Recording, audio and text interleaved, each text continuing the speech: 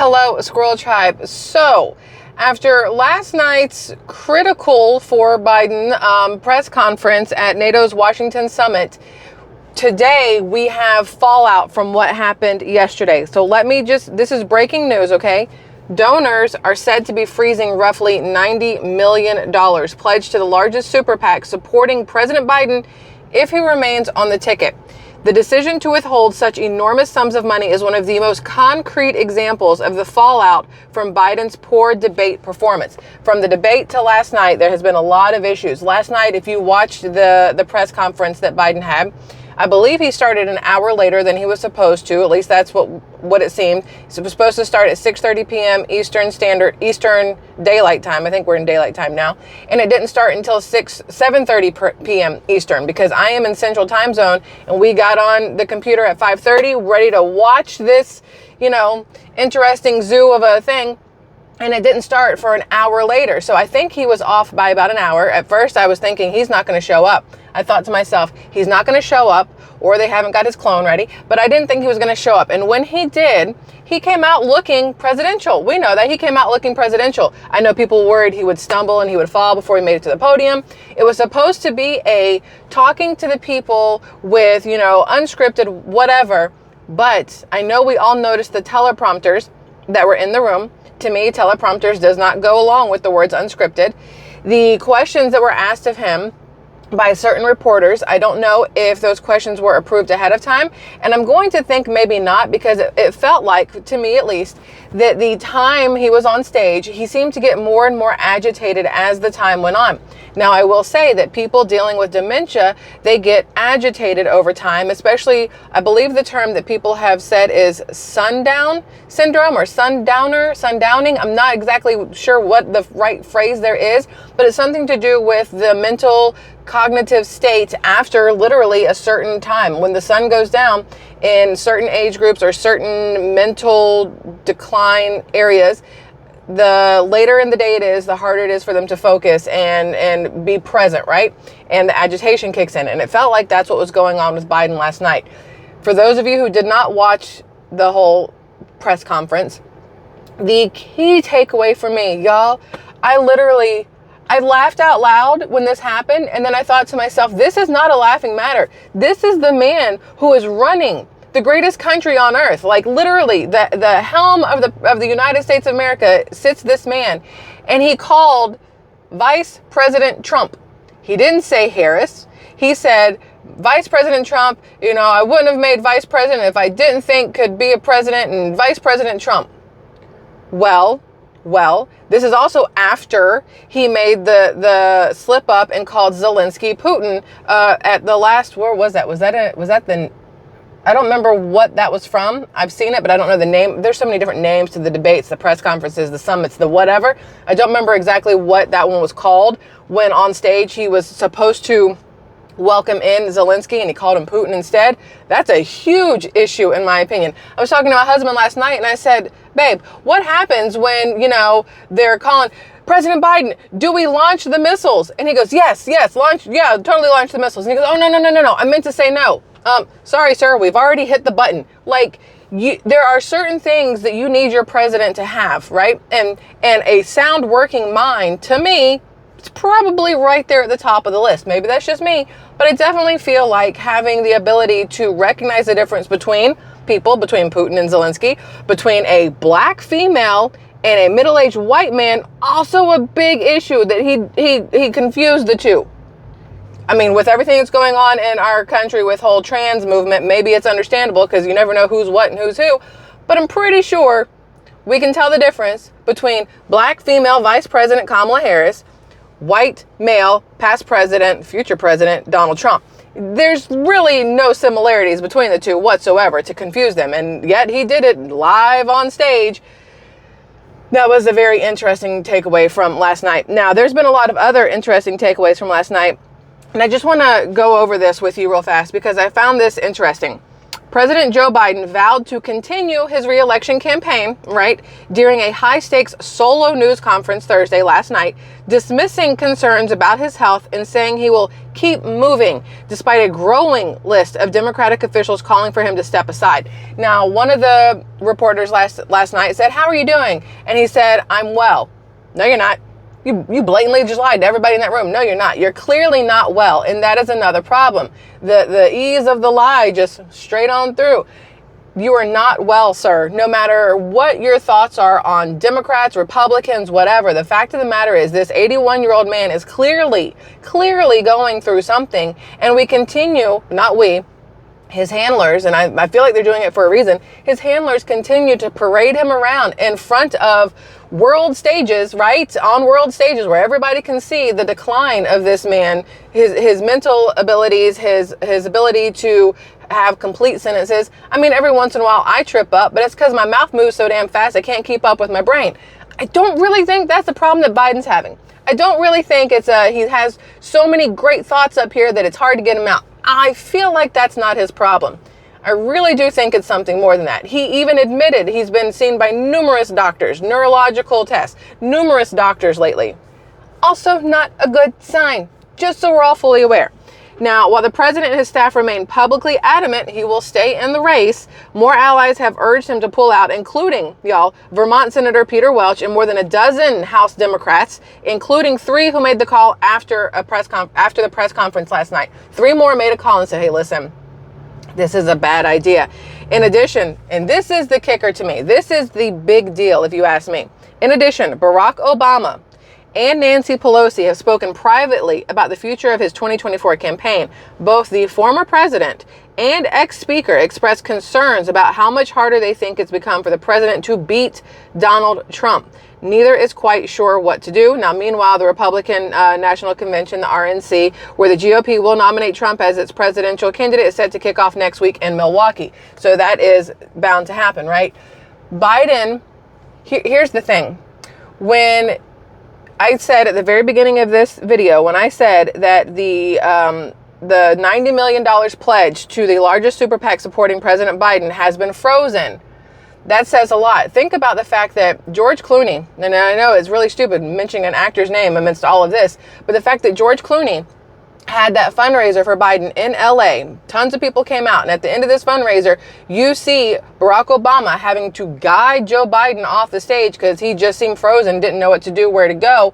That says a lot. At the end of this fundraiser, and again, George Clooney's been a Biden boy for years and years and years, and at the end of this fundraiser, Clooney goes, maybe not looking good right now. He's been in the White House numerous times. He got some sort of medal from Biden. I don't even know what it was for. It was rainbows. There was a whole lot of flag stuff going on whatever they put on him. But for George Clooney to step back and go, this is not a good pick. This is a bad idea. It's going to hurt Biden with the people who have the money. The $90 million that's probably coming from a lot of different celebrities, a lot of different big names and corporations. And when you have Barack Obama and Nancy Pelosi having these conversations on, I don't know if this is a good thing, it gets around, word gets out, and people with the money go, oh, wait, no. If the Democrats don't think this is going to work, why am I going to put my money into something that's going to fail? Now, here's the other kicker. Them not putting their money in also says they don't believe that Kamala Harris can do it, because the money that goes in to the Democrat fund, the Democrat coffers, the little piggy bank for Biden, if he were to step down and Kamala Harris were to take over, she would inherit the money that's in that fund, because it's a step down. If they were to take him off the ballot completely and put somebody else on, poof, there goes the money. Where does the money go? I don't know. Does it go back to the people who gave it? I have no idea how this works. Or is this how they line pockets in, Congress? I don't know where that money goes if they decide to take Biden off the ballot, put somebody else on, because that Biden raised money then is no longer for Biden. And it's not going automatically to the next person on the ballot, because that's not how it works, right? That money wasn't raised for that person. So for this $90 million to be now in limbo, in holdup, because Biden's on the ticket, it means to me they also don't believe that Kamala Harris has the ability to run this country for even just a few months, let alone to be the next one on the ballot for the next 4 years. That says a lot. Personally, to me, that says a whole lot. I'm very curious to see what happens now after yesterday's press conference, because we all know that after the debate, the faith in the Democrat, not even fully the Democrat Party, but the head of it, President Biden, that got a little shaky, right? The foundation started to get cracks and crumble a little bit.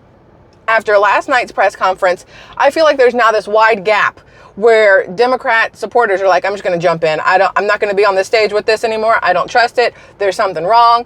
His whole thing, he said, whatever. And what was the other phrase he kept using last night when he got either tired of answering a question or forgot what he was saying or didn't have an answer? He would just, kind of like flit it away. Like, I'm not doing this anymore. That's not a president. That's not a president that you want at the helm of your country when they can't really articulate answers to the questions from the reporters. I can never be president. There's no way I could articulate as well as necessary to stand on a podium and talk to all these people. Y'all have seen how I talk. It's not going to work. I know that. Somebody needs to tell Biden he doesn't need to be up there anymore either. He needs to go ahead and step down and let somebody else take over the ballot, like plain and simple. Are there any options that are any better than him? No, they all suck. Honestly, they all suck. But I'd rather have somebody, if it's going to be a Democrat on the ballot, because you have to have at least one, I'd rather it be somebody whose brain cells are still, firing and rubbing together and doing their thing, as opposed to sitting there like, you know what I mean. So the whole issue with last night's press conference, to me, is going to raise a lot of red flags for a lot of people. These are the 5 takeaways according to The Hill, okay? The 5 takeaways from last night's thing. Biden neither erased Democrats' fears nor fell apart. That's what The Hill is saying. They're like, he didn't erase their fears, but he also didn't fall apart. I don't know if that's is that the equivalent of Joe Biden go, oh, you answered all the questions, good job. I don't know if that's a plus or not. I have no idea if that's a good thing. The problem here is, I'm not going to go through all 5 because I don't think they all, the president praised his vice president. Well, not really. He praised Vice President Trump. So does that really count? I don't know how that would work. Biden doesn't sound like he is going anywhere. It doesn't sound like he's going anywhere because nobody has made him leave yet, but my hair's doing weird things. They need to make him go, right? An unpleasant surprise shows Biden's challenges remain. Biden fared adequately in the press conference, but his challenges were underscored moments after it ended. Representative Jim Himes from Connecticut became the 15th House Democrat to publicly call for the president to quit the race. 15 now. At least 15 have said, Sleepy Joe, you got to get out. It's not working. Himes praised Biden's lifetime of public service because he has been in it for a lifetime. The man is 81. He's been in it forever. Has he been good at what he's done? You ask many, many people, they'll say, hell no. He has done more harm than good, generally speaking, throughout his political career. Jim Himes added that Democrats needed the strongest candidate possible for an election that might define the future of American democracy. I no longer believe that is Joe Biden, Himes added. Soon after, Representative Eric Sorensen, Democrat from Illinois, made a similar call. Himes and Sorensen's voices alone won't be decisive, of course, but their dissent was a reminder that Biden faces a real and present danger of party support leaking away, leaving his position untenable. Listen, this is great for the Republican Party. You have to understand that. This is great for Trump. The more you watch the Democrats crumble, the easier it is to see that what we have right now is not working. And we need something different. You can't just keep throwing Biden up there with rehearsed thoughts and rehearsed speeches and, basically band-aiding the fact that he can't put these things together for himself. You need something new. You need to triage the situation, basically. And that's what we have to remember on November 5th when you go and vote. We need to fix this, not, keep band-aiding the situation and hope that, America will become great again. We need to make America great again. So that's just my thought. And again, whether you are a Democrat or you are a Republican, you have to step back and look at the people, the ones at the helm, the ones who are the face of the country, and say to yourself, which one do you want to put up against Putin, up against Zelensky, up against Jinping, blah, I don't know the guy's name. It's very hard for me to say. All these other people, who do you want to put one-on-one with those people? Who's going to be able to have a conversation, make sound decisions, and keep us out of, I don't know, World War III, 4, 5, whatever one we're supposed to be in right now, and the next one?